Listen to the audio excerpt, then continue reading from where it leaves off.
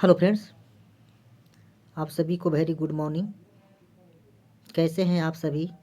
एक बार फटाफट कमेंट करके बताएं और उम्मीद करते हैं कि आप स्वस्थ होंगे, मस्त होंगे, बेहतर तरीके से अपने प्रिपरेशन को आगे बढ़ा रहे होंगे।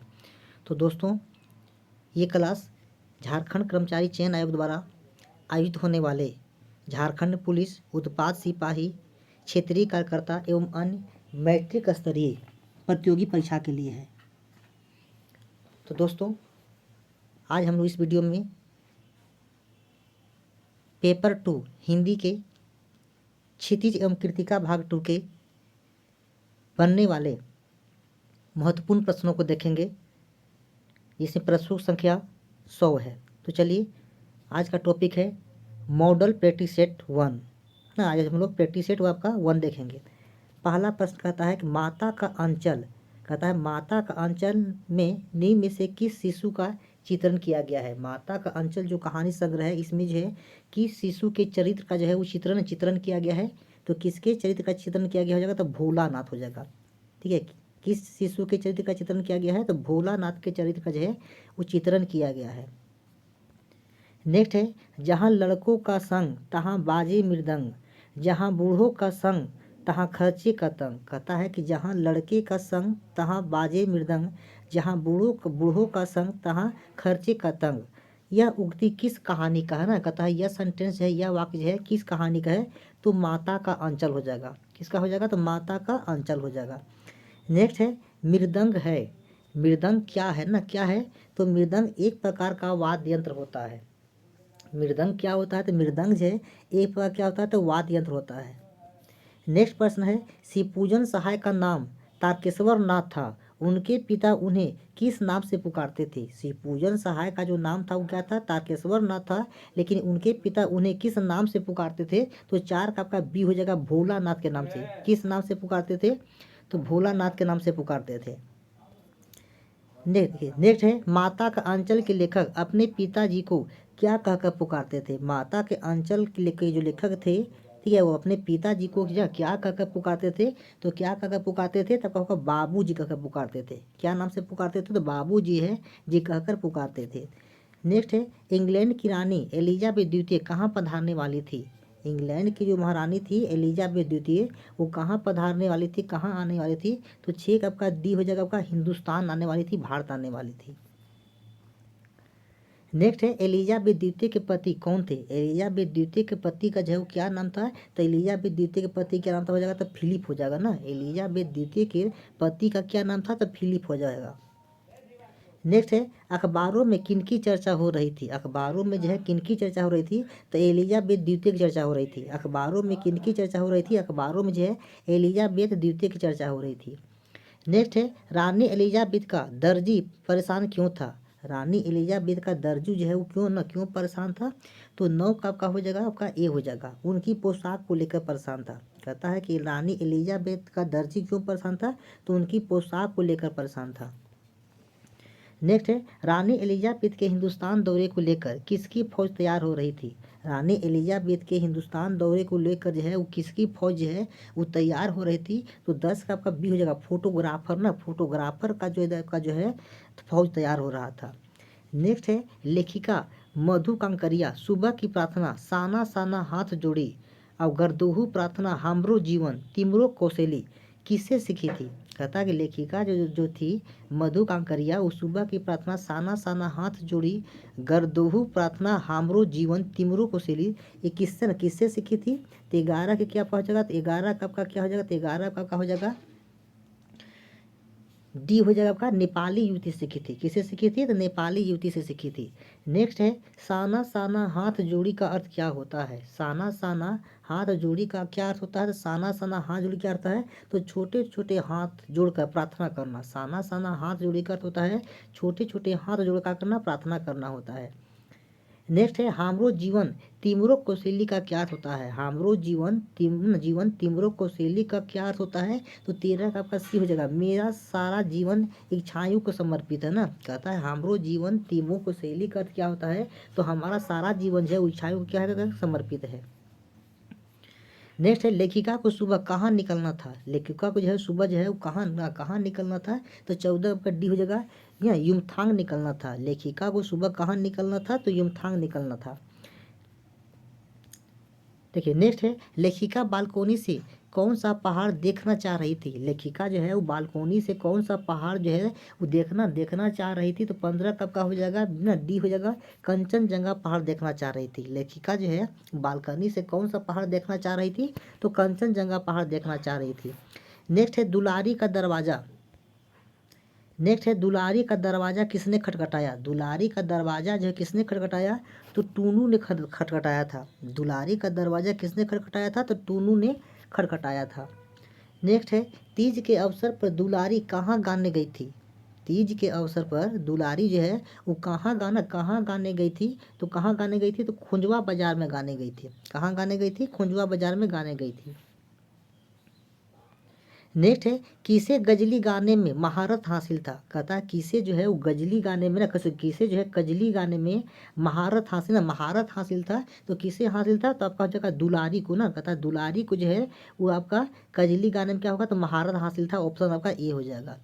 नेक्स्ट है कजली है। कजली ना, कजली क्या है, तो कजली जो है आपका क्या है, तो एक तरह का गीत है, एक तरह का लोकगीत है। अब भादो माह की तीज में गाय जन का आपका गीत हो जाएगा, तो सभी हो जाएगा, ऑप्शन आपका डी हो जाएगा। नेक्स्ट है रनिया ला परमेश्वरी लोट। कहता है रनिया ला परमेश्वरी लोट दरगोड़े से घेवर बूंदिया, देव माथे मोती का बिंदिया, और किनारी में साड़ी के टोक सोहनली गोट रनिया। यह गाना किसके द्वारा ना गाया गया था। यह गाना जो है किसके द्वारा गाया गया है, तो किसके द्वारा गाया गया था, तो 20 का आपका सी होगा, टूनू द्वारा गाया गया था। किसके द्वारा गाया गया था, तो टूनू के द्वारा जो है गाया गया था। नेक्स्ट है मैं क्यों लिखता हूँ। मैं क्यों लिखता हूँ क्या है, तो एक तरह क्या है, निबंध हो जाएगा ना। कहता मैं क्यों लिखता हूँ या क्या है, तो एक तरह क्या होगा, तो निबंध हो जाएगा। ऑप्शन आपका सी हो जाएगा। नेक्स्ट है किसके अनुसार प्रत्यक्ष अनुभव जब अनुभूति का रूप धारण करता है तो रचना पैदा होती है। किसके अनुसार जो है प्रत्यक्ष अनुभव जब अनुभूति का धारणा करता है तो रचना पैदा होती है। किसके अनुसार हो जाएगा, तो 22 का आपका सी हो जाएगा, ये अज्ञेय के अनुसार हो जाएगा ना। अज्ञेय के अनुसार जो है जब प्रत्यक्ष अनुभूति जब अनुभूति का धारण करता है, ठीक है, तो क्या होता है, तो रचना पैदा होता है।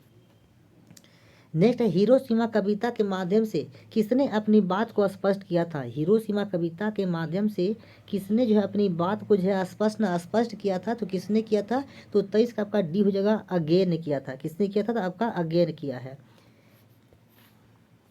नेक्स्ट है हिरोशिमा कविता अज्ञेय के किस काव्य संग्रह में संकलित है। हिरोशिमा जो कविता है वो अज्ञेय के किस काव्य संग्रह में, अज्ञेय के किस काव्य संग्रह में संकलित है, तो किसमें संकलित हो जाएगा, ठीक है, किसमें संकलित है, तो 24 का आपका ए हो जाएगा, ये अरि ओ करुणा प्रभामय में संकलित है। किसमें संकलित है, तो अरि ओ करुणा प्रभामय में संकलित है। नेक्स्ट है सूरदास की काव्य भाषा कौन सी थी। सूरदास की काव्य भाषा कौन सी थी, तो सूरदास की जो काव्य भाषा थी वो ब्रज भाषा था। सूरदास की काव्य भाषा कौन सा था, तब का हो जाएगा ब्रज भाषा हो जाएगा। नेक्स्ट है सूरदास, देखिए नेक्स्ट है सूरदास, कहता नेक्स्ट है सूरदास ने के प्रस्तुत काव्य के 4 पद किस रचना से लिए गए हैं। सूरदास के प्रस्तुत काव्य के जो 4 पद है वो किस रचना से लिया गया है, तो किस रचना से लिया गया है, तो 26 का बी होगा, ये भ्रमर गीत से लिया गया है। किससे लिया गया है, तो भ्रमर गीत से लिया गया है। नेक्स्ट है कृष्ण ने मथुरा जाने के बाद स्वयं न लौटकर किसे गोपियों को संदेश भेजा था। कृष्ण ने मथुरा जाने के बाद जो है स्वयं न लौटकर किससे जो है गोपियों का संदेश न भेजा था ना, किससे गोपियों का संदेश भेजा था, तो किससे भेजा था, तो 27 का ये हो जाएगा, उद्धव से भेजा था। किससे भेजा था, तब का हो जाएगा उद्धव से भेजा था। ऑप्शन आपका ए हो जाएगा। नेक्स्ट है तुलसीदास ने किन 2 भाषाओं में काव्य रचना किया है। तुलसीदास ने किन 2 भाषाओं में जो है वो काव्य रचना किया है, तो ये ब्रज और अवधी भाषा में किए हैं। किस भाषा में किए हैं, तो ब्रज और अवधी भाषा में किए हैं। नेक्स्ट प्रश्न है विनय पत्रिका तथा कवितावली किस भाषा की रचना है। विनय पत्रिका और जो कवितावली है ये किस भाषा की रचना हो जाएगा, तो ये ब्रज भाषा की रचना है। किस भाषा की रचना है, तो ब्रज भाषा की रचना है। नेक्स्ट है रामचरितमानस का मुख्य छंद कौन सा है। रामचरितमानस का जो है मुख्य छंद कौन होगा, तो चौपाई हो जाएगा ना। कौन सा हो जाएगा, तो चौपाई हो जाएगा। ऑप्शन आपका ए हो जाएगा। नेक्स्ट है सवैये में किसके राजसी रूप का वर्णन है। सवैये में जो है किसके राजसी रूप का जो है वर्णन किया गया है, तो आपका हो जाएगा श्री कृष्ण के राजसी रूप का वर्णन किया गया है। किसके राजसी रूप का वर्णन किया गया है, तो श्री कृष्ण हो जाएगा। नेक्स्ट है कौन सा, देखिए नेक्स्ट है कौन सा श्रृंगार मधुर ध्वनि उत्पन्न कर रहा है। कौन सा श्रृंगार जो है मधुर ध्वनि उत्पन्न कर रहा है, तो कौन सा श्रृंगार हो जाएगा, तब का कृष्ण का पायल हो जाएगा ना। कौन सा श्रृंगार जो है वो मधुर ध्वनि उत्पन्न कर रहा है, तो कृष्ण का आपका पायल हो जाएगा। नेक्स्ट है कौन सा श्रृंगार किनकिना रही है। कौन सा श्रृंगार जो है किनकिना रही है, तो कौन सा श्रृंगार किनकिना रहा है, तो कमर की करधनी ना। कौन सा श्रृंगार किनकिना रही है, तो कमर का करधनी का हो रहा है, तो किनकिना रहा है। नेक्स्ट है आत्मकथा कविता की प्रवृत्ति कैसी है। आत्मकथा कविता की जो है प्रवृत्ति जो है कैसी है, तो आत्मकथा कविता की प्रवृत्ति कैसा हो जाएगा, तो छायावाद हो जाएगा। कैसा हो जाएगा, तो छायावाद हो जाएगा। नेक्स्ट है आत्मकथा किस कवि की कविता है। आत्मकथा जो है आत्मकथा जो है कथा किस कविता की ना, किस कवि की कविता हो जाएगा, तो 35 का आपका सी हो जाएगा, जयशंकर प्रसाद का हो जाएगा ना। आत्मकथा किस कवि कविता हो जाएगा, तो जयशंकर प्रसाद हो जाएगा।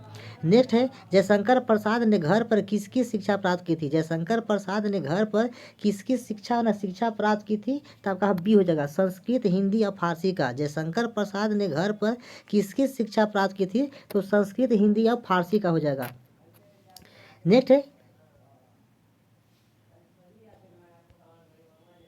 नेक्स्ट है आकाश में ना, आकाश में उमड़ते घुमड़ते बादल कैसे प्रतीत होते हैं। आकाश में उमड़ते घुमड़ते बादल जो है वो कैसे प्रतीत होते हैं, तब का बी होगा बेचैन से प्रतीत होते हैं। आकाश में उमड़ते घुमड़ते बादल कैसे प्रतीत होते हैं, तो बेचैन से प्रतीत होते हैं। नेक्स्ट है समस्त धरती किससे परेशान है। समस्त धरती जो है किससे परेशान है, तो भीषण गर्मी से परेशान है। समस्त धरती किससे परेशान है, तो भीषण आपका गर्मी से परेशान है। नेक्स्ट है धरती को कैसा बताया गया है। धरती को जो है कैसा बताया गया है, तो गर्म और तप्त बताया गया है। ऑप्शन ए हो जाएगा। धरती को कैसा बताया गया है, तो गर्म और तप्त बताया गया है। नेक्स्ट है देखिए नेक्स्ट है किसे छूने से शेफालिका के फूल झड़ने लगे थे। कहता है किसे छूने से शेफालिका के फूल जो है वो झड़ने लगते हैं, तो 40 का क्या हो जाएगा, तो 40 का आपका क्या हो जाएगा, तो आपका बी हो जाएगा दंतुरित मुस्कान को ना। किसे छूने से शेफालिका के फूल जो है झड़ने लगते हैं, तो दंतुरित मुस्कान को छूने से जो है उस शेफालिका के फूल झड़ने लगते हैं। नेक्स्ट है अनिमेष देखना का क्या अर्थ है। अनिमेष देखना का क्या अर्थ है ना, अनिमेष देखना का क्या अर्थ है, तो अनिमेष देखना का होता है लगातार देखना। अनिमेष देखने का क्या होता है, तो लगातार देखना होता है। नेक्स्ट है कवि और छोटे बच्चे, कहता है कवि और छोटे बच्चे के परिचय का माध्यम कौन बनता है। कवि और छोटे बच्चे के परिचय का जो है माध्यम कौन बनता है, तब का ये हो जाएगा कौन बनता है, तब का बच्चे की माँ बनती है ना, माता बनती है। कवि और छोटे बच्चे के परिचय का माध्यम कौन बनता है, तो बच्चे की माँ बनती है। नेक्स्ट है छाया मत छूना कविता के माध्यम से कवि ने जीवन में किसकी उपस्थिति को दर्शाया है। छाया मत छूना कविता के माध्यम से कवि ने जीवन में किसकी उपस्थिति को दर्शाया है, तो 43 का क्या होगा, 43 का आपका डी हो जाएगा सुख दुख की ना, सुख दुख की उपस्थिति को दर्शाया है। नेक्स्ट है अपने अतीत को याद करने में मन कैसा हो जाता है। अपने अतीत को याद करने में मन जो है वो कैसा है ना, कैसा हो जाता है, कि दुखी हो जाता है। कैसा हो जाता है, तो दुखी हो जाता है। नेक्स्ट है सुख दुख के पहिए की तुलना किससे की गई है। सुख दुख के पहिए की तुलना जो है वो किससे की गई है, तो सुख दुख के पहिए की तुलना किससे की गई है, ठीक है। तो सुख दुख के पहिए की तुलना किससे की गई थी, क्या है, चांदनी रात के बाद आने वाली अमावस्या से की गई है। सुख दुख के पहिए की तुलना किससे की गई है, तो चांदनी रात के बाद आने वाली अमावस्या से की गई है। नेक्स्ट है कन्यादान कविता में किसकी पीड़ा को बताया गया है। कन्यादान कविता में जो है वो किसके पीड़ा दुख को बताया गया है, तो कन्या की माता की पीड़ा को बताया गया है ना। कहता है कन्यादान कविता में किसके पीड़ा को बताया गया है, तो कन्या के माता की पीड़ा को बताया, दुख दर्द को बताया गया है। नेक्स्ट है माता की अंतिम पूंजी किसे कहा गया है। माता की अंतिम पूंजी किसे कहा गया है, तो कन्या को ना, कन्या को जो है माता का अंतिम जो है पूंजी कहा गया है। नेक्स्ट है एक मरण धर्मा और अन्य किनकी रचना है। एक मरण धर्मा और अन्य किनकी रचना हो जाएगा, तो 48 का बी हो जाएगा, ये ऋतुराज की रचना है ना। एक मरण धर्मा और अन्य किनकी रचना है, तो ऋतुराज की रचना हो जाएगा। नेक्स्ट है वर्तमान में मंगलेश डबराल किस संस्था से जुड़े हुए हैं। वर्तमान में जो मंगलेश डबराल थे वो किस संस्था से जुड़े हुए थे। तब क्या हो जाएगा national book trust, option A हो जाएगा ना, नेशनल बुक ट्रस्ट से जुड़े हुए थे। नेक्स्ट है गायन में मुख्य गायक का साथ कौन देता है। गायन में मुख्य गायक का साथ जो है वो कौन देता है ना, कौन देता है तो आपका संगीतकार देता है। गायन में मुख्य गायक का साथ कौन देता है, संगीतकार देता है। नेक्स्ट है संगीतकार अधिकांशतः कौन से लोग होते हैं। संगीतकार जो है अधिकांश जो है ये कौन से लोग होते हैं, तो इसमें कौन से लोग होते हैं, तो सभी होते हैं। मुख्य गायक के छोटा भाई, चेला और रिश्तेदार सभी हो ना, सभी होते हैं, ऑप्शन डी हो जाएगा। नेक्स्ट है कस्बे में कितने ओपन एयर सिनेमा घर थे। कस्बे में जो है वो कितने ओपन जो है एयर सिनेमा घर थे, तो 52 कब का ए हो जाएगा, दो ना, दो ओपन जो है एयर सिनेमा घर थे। नेक्स्ट कस्बे में कस्बे में विकास कार्य किसके द्वारा कराया जाता था। कस्बे में विकास का कार्य जो है वो किसके द्वारा कराया जाता था, तो आपका नगर पालिका के द्वारा कराया जाता था। ठीक है, ऑप्शन डी हो जाएगा, नगर पालिका के द्वारा कराया जाता था। नेक्स्ट है नगर पालिका ने मुख्य बाजार के मुख्य चौराहे पर किसकी प्रतिमा लगाई थी। नगर पालिका ने मुख्य बाजार के मुख्य चौराहे पर किसकी प्रतिमा लगाई थी, तो आपका नेताजी की प्रतिमा लगाई थी।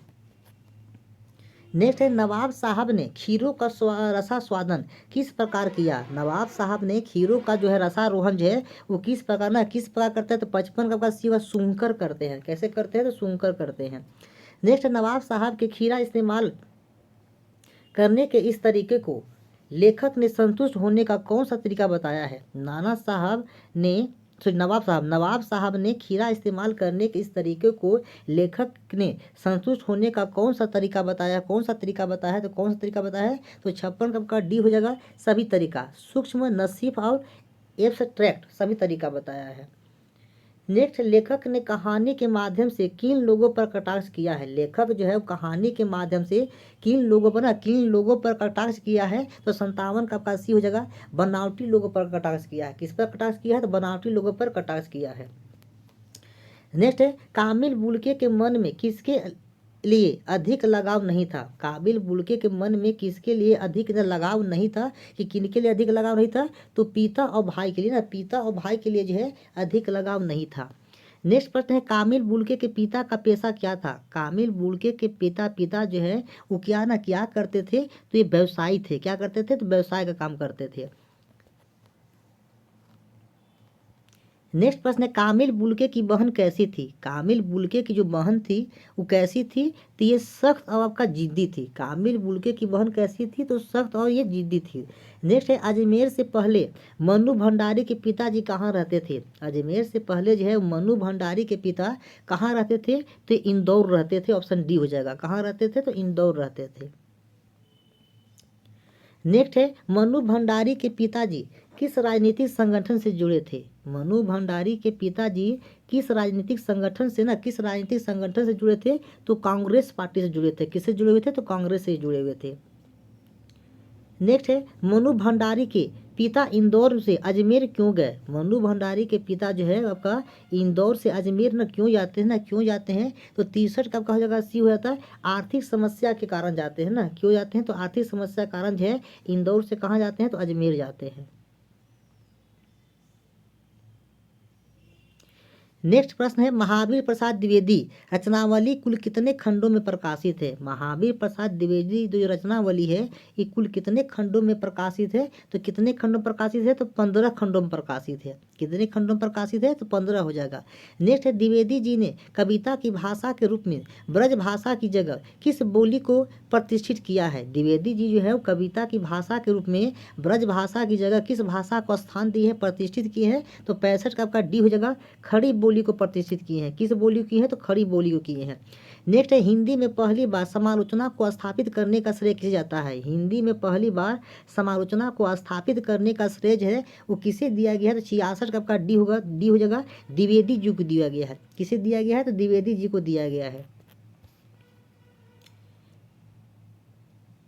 नेक्स्ट है नौबत खाने में इबादत। नौबत खाने में जो है इबादत किस प्रसिद्ध व्यक्ति पर आधारित रचना है ना। इबादत खाने में इबादत, नौबत खाने में इबादत किस प्रसिद्ध व्यक्ति पर आधारित रचना। रचना कहा जाएगा तो 67 का बी होगा, उस्ताद बिस्मिल्लाह खां पर आधारित है ना। किस पर आधारित है तो उस्ताद बिस्मिल्लाह खां पर आधारित है। नेक्स्ट है उस्ताद बिस्मिल्लाह खां का संबंध किस क्षेत्र से है। उस्ताद बिस्मिल्लाह खां का संबंध है जो 21 क्षेत्र से हो जाएगा तो ये आपका शहनाई वादन से है ना। किससे हो जाएगा शहनाई वादन से हो जाएगा। नेक्स्ट है पंचघाट पंचगंगा ना। पंचगंगा घाट पर कौन सा मंदिर स्थित है। पंचगंगा घाट पर जो है वो कौन सा मंदिर है ना। पंचगंगा घाट पर कौन सा मंदिर स्थित है तो कहा जाएगा बालाजी मंदिर है ना। कहता है कि पंचगंगा घाट पर जो है कौन सा मंदिर स्थित है तो कौन सा मंदिर हो जाएगा तो बालाजी का मंदिर हो जाएगा। नेक्स्ट है भदंत आनंद कौशल्यानन का जन्म कहाँ हुआ था। भदंत आनंद कौशल्यानन का जो है जन्म कहाँ हुआ था तो कहाँ हुआ था तो सोहाना ग्राम में हुआ था। ऑप्शन डी हो जाएगा कहाँ हुआ था सोहाना ग्राम में हुआ था। नेक्स्ट है सोहाना ग्राम कहाँ स्थित है। सोहाना ग्राम जो है वो कहाँ स्थित है तो अम्बाला में स्थित है। कहाँ स्थित है अम्बाला पंजाब में आपका ये स्थित है।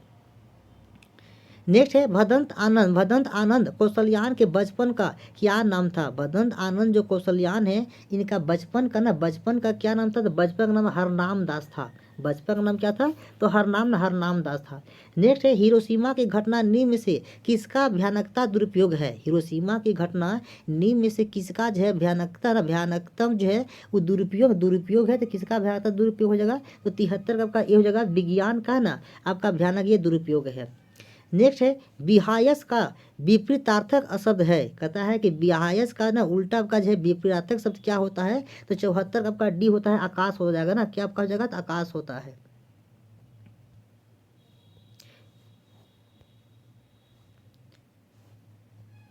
नेक्स्ट है आदि से अंत तक, आदि से लेकर अंत तक ना ठीक है। आदि से लेकर अंत तक इसका अर्थ क्या होता है तो 75 का बी होगा अधोपांत होता है ना। आदि से लेकर अंत तक अर्थ क्या होता है अधोपांत होता है।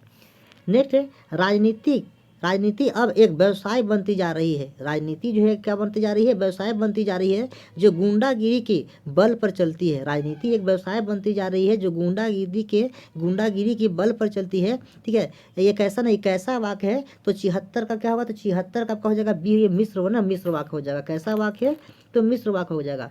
नेक्स्ट है अवयव है ना। इसमें से कौन जो है एक आपका अवयव है निम्नलिखित में से कौन एक अवयव है तो अविकारी शब्द ना। अविकारी शब्द क्या है तो आपका अवयव ना आपका अवयव हो जाएगा।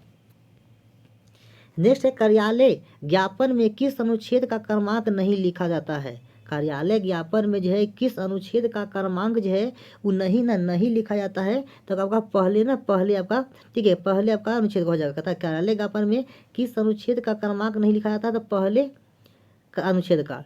नेक्स्ट है निम्न में से कौन सा शब्द संज्ञा है। कहता है निम्नलिखित में से कौन सा शब्द जो है उस संज्ञा हो जाएगा तो क्रोध ना। कहता क्रोध क्या है तो क्रोध है आपका संज्ञा ना संज्ञा हो जाएगा। नेक्स्ट है निम्नलिखित में से कौन सा शब्द एक वचन नहीं है ना। कहता है निम्नलिखित में से कौन सा ऐसा शब्द है जो एक वचन ना नहीं है यानी वो बहुवचन होगा। ठीक है एक वचन नहीं है तो 80 का कौन होगा तो 80 का आपका डी हो जाएगा। समाचार ना समाचार जो है ये एक वचन नहीं है क्या है बहुवचन ना बहुवचन हो जाएगा। नेक्स्ट इनमें सर्वनाम का विकारक शब्द है। इनमें कौन जो है उस सर्वनाम का विकारक शब्द हो जाएगा 83 का आपका ए हो जाएगा ना। लिंग क्या है तो लिंग जो है सर्वनाम का विकारक शब्द है। नेक्स्ट है कोई बैठा है इसमें इस वाक्य में रेखांकित सर्वनाम कौन है। कहता है कोई बैठा है इसमें कौन सा आपका सर्वनाम किस सर्वनाम का प्रयोग किया गया है तो कौन हो जाएगा तो ये आपका अनिश्चयवाचक सर्वनाम हो जाएगा ना अनिश्चय हो जाएगा। नेक्स्ट है इनमें से गुणात्मक विशेषण कौन सा है। इनमें से जो है गुणात्मक विशेषण कौन सा है ना कौन सा हो जाएगा तो 83 का आपका बी होगा नया ना। नया क्या तो नया जो है एक गुणात्मक विशेषण हो जाएगा। नेक्स्ट है जिस क्रिया के व्यापार का फल कर्ता पर पड़े उसे क्या कहते हैं। कहता है कि जिस क्रिया के व्यापार का फल कर्ता पर पड़ता है उसे क्या बोलते कहते हैं उसे अकर्मक क्रिया ना अकर्मक क्रिया कहते हैं। 84 का आपका हो जाएगा तो ए हो जाएगा। नेक्स्ट है वह घर से बाहर गया इस वाक्य में कौन सा कारक है। वह घर से बाहर गया इसमें किस कारक का प्रयोग किया गया है तो करण कारक का प्रयोग किया गया है ना। 85 का क्या हो जाएगा 85 का कहता है वह घर से बाहर गया इसमें वह कौन सा कारक हो जाएगा तब का होगा करण कारक हो जाएगा। नेक्स्ट है चारपाई पर भाई साहब बैठे हैं ना। कहता है चारपाई पर जो है भाई साहब बैठे हैं इस वाक्य में चारपाई शब्द किस कारक में है? चारपाई पर भाई साहब बैठे हैं ना, इस वाक्य में चारपाई शब्द किस कारक में हो जाएगा? तो 86 का हो जाएगा अधिकरण हो जाएगा ना, अधिकरण कारक हो जाएगा। तिरंगा शब्द में समास है, तिरंगा शब्द में जो है वो कौन सा समास है? तो तिरंगा का हो जाएगा द्विगु समास होगा, संख्यावाचक समास आपका हो जाएगा। नेक्स्ट है, जिस समास में पहले या बाद का कोई भी पद प्रधान नहीं होता उसे क्या कहते हैं? कहता है जिस समास का पहले या बाद का कोई भी पद प्रधान नहीं होता है, इस तरह का समास क्या बोलते हैं? इसको बहुव्रीहि समास कहते हैं। कौन समास कहते हैं? बहुव्रीहि समास कहते हैं। नेक्स्ट है, आँख का नीर ढल जाना। आँख का नीर ढल जाना का क्या अर्थ होता है? तो निर्लज हो जाना। आँख का नीर ढल जाना का होता है निर्लज हो जाना होता है। नेक्स्ट है, नई जमीन तोड़ना के अर्थ 4 अर्थ दिए गए हैं, सही का चयन कीजिए। कहता है कि नई जमीन तोड़ना का जो है का अर्थ है ना, क्या अर्थ होता है? तो नई जमीन तोड़ना का क्या होता है? तो आपका अनूठा प्रयोग होना ना, नई जमीन तोड़ना का होता है अनूठा का होता है प्रयोग होना। नेक्स्ट है, हमारे देश में जयचंदों की कमी नहीं है में जयचंद संज्ञों की किस भेद का अंतर्गत आता है? कहता है हमारे देश में जयचंदों की कमी नहीं है में जयचंद जो है यहाँ किस संज्ञा ना, कौन सा संज्ञा हो जाएगा? तो 91 का हो जाएगा व्यक्तिवाचक संज्ञा हो जाएगा ना, व्यक्तिवाचक हो जाएगा। नेक्स्ट है, वह श्रेष्ठ उपासक है, इस वाक्य में विशेष कौन है? वह श्रेष्ठ उपासक है, इसमें जो है विशेष कौन हो जाएगा? तो 91 क्या होगा? तो 91 का आपका क्या हो जाएगा? तब का ये हो जाएगा वह ना, वह आपका वह हो जाएगा। नेक्स्ट है 92 का क्या होगा? तो 92 का आपका हो जाएगा आपका 92 का आपका हो जाएगा सी ना, सी आपका हो जाएगा उपासक हो जाएगा ना। कहता है वह श्रेष्ठ, इसमें आपका विशेष से कौन है? तब उपासक हो जाएगा ना, उपासक हो जाएगा, वह नहीं होगा।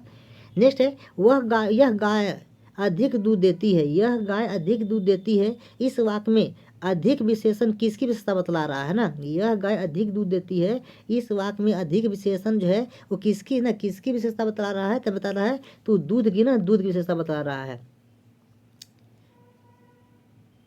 नेक्स्ट है, निम्नलिखित में से पुल्लिंग शब्द कौन सा है? निम्नलिखित में से पुल्लिंग शब्द कौन सा होगा? तो 94 का आपका बी होगा, निर्धनता हो जाएगा। निम्नलिखित में से पुल्लिंग शब्द कौन होगा? तो निर्धनता हो जाएगा। नेक्स्ट है, पुल्लिंग और स्त्रीलिंग में से कौन सा जोड़ नहीं है? पुल्लिंग और स्त्रीलिंग में से जो है कौन सा जोड़ा जो है वो सही नहीं है? तो 95 का आपका सी हो जाएगा, दाता के दानी ना, दाता के दानी जो है ये आपका सही जोड़ ये नहीं है। बाकी मोटा के मोटी, धोबा के धोबी के धोबिन, तेला तेली के तेलिन होता है। नेक्स्ट है, स्वर्गागत जो है ना आपका ये क्या है? स्वर्गागत जो है आपका ये क्या हो जाएगा? 96 का आपका तत्पुरुष समास होगा ना। स्वर्गागत क्या है? ये आपका तत्पुरुष आपका हो जाएगा समास हो जाएगा। नेक्स्ट है, कमल नयन में कौन सा समास है? कमल नयन में जो है कौन सा समास है? तो कमल नयन में कौन हो जाएगा? तो कर्मधारय समास होगा। कमल नयन में कौन समास है? कर्मधारय समास है। नेक्स्ट है, अंधे के आगे रोना। अंधे के आगे रोना का अर्थ क्या होता है? तो अंधे के आगे रोना का अर्थ क्या होता है? तो 98 का ये होगा, निर्दयी के से दया की याचना करना। अंधे के आगे रोना का होता है निर्दयी के सामने क्या करना? तो दया की याचना करना होता है। नेक्स्ट है, अंधेरे का दीपक। अंधेरे का दीपक अर्थ क्या होता है? अंधेरे का दीपक का अर्थ क्या होता है? इकलौता पुत्र होता है। अंधेरे का अंधेरे का अंधेरे का दीपक अर्थ क्या होता है? तो अंधेरे का दीपक अर्थ होता है इकलौता पुत्र ना, इकलौता पुत्र है। और अंतिम प्रश्न है, संज्ञा के भेद लिखिए। हिमालय की सुंदरता देखते ही बनती है ना, संज्ञा का भेद लिखना है। हिमालय की सुंदरता देखते ही बनती है, इसमें हिमालय ना, हिमालय कौन सा संज्ञा हो जाएगा? तो हिमालय का आपका होगा व्यक्तिवाचक संज्ञा हो गया। तो ये आपका प्रैक्टिस से बनने वाले 100 प्रश्न थे। इसी तरह के और वीडियो को देखने के लिए चैनल को लाइक, सब्सक्राइब, शेयर और कमेंट जरूर करें। थैंक्स।